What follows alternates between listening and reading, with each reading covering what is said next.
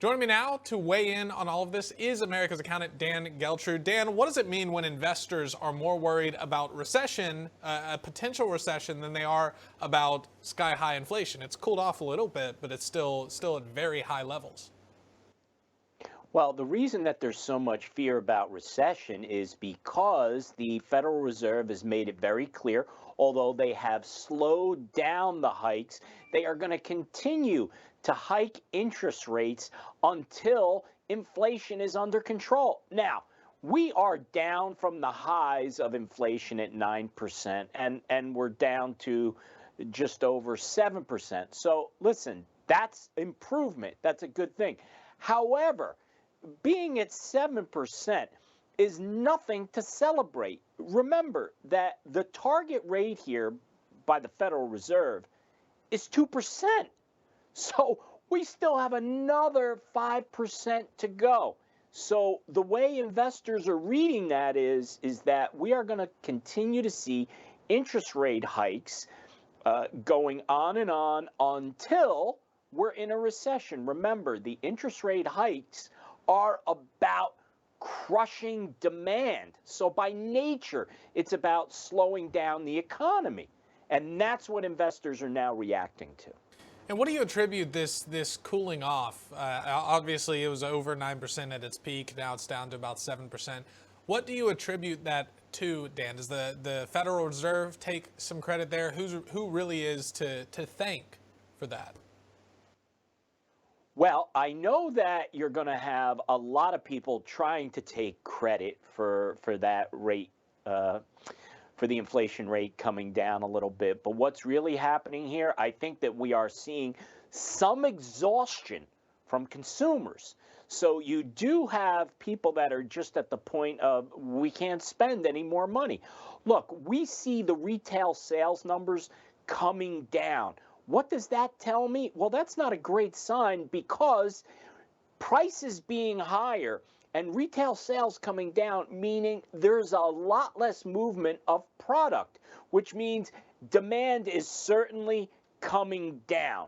At the same time, we are seeing fuel prices starting to come down, and everything that goes from point A to point B requires fuel and energy. So I think it's the combination of those things that we actually see an improvement in the inflation rate. However, is anybody out there saying it feels really good at 7%? I don't think so. No, absolutely not. Absolutely. And a lot of the people trying to take credit for it coming down 2% are the ones who shot it up 8% from a couple of years ago in the first place. So they don't get to have their cake and eat it too, of course. Now, Dan, one more thing I want to get your comment on is Sam Bankman-Fried. He appeared in court today. He was expected to waive his extradition from Bahamian officials. That did not happen. So we're looking at, we don't know how this is going to play out. Of course, it was convenient timing that he was taken into custody right before he was supposed to testify to Congress.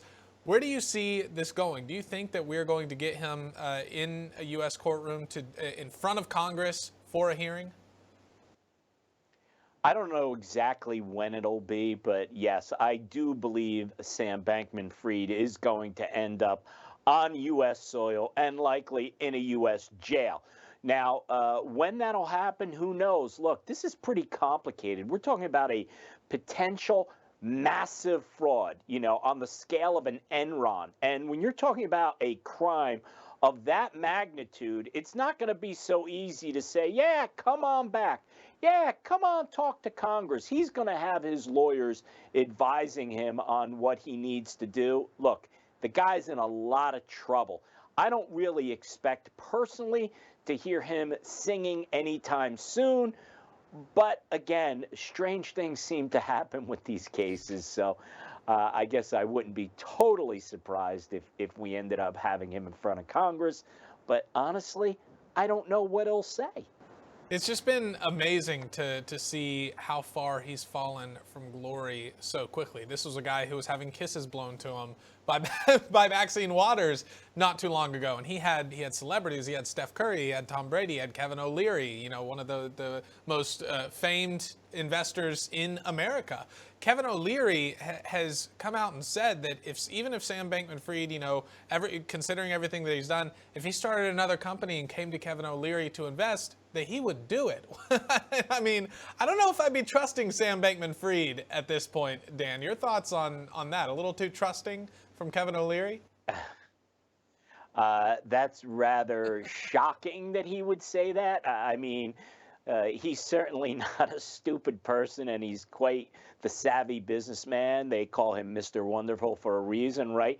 I can't imagine in reality that he would do that. I think he realizes Sam Bankman-Fried is not going to be involved in any businesses anytime soon. So perhaps that's kind of a way to save face, to say, well, I do think he's a genius, even if he's an evil genius. Yeah. I don't agree with him. I wouldn't invest a single penny with Sam Bankman-Fried, and I don't think anybody's going to have the opportunity in the future to be doing that either.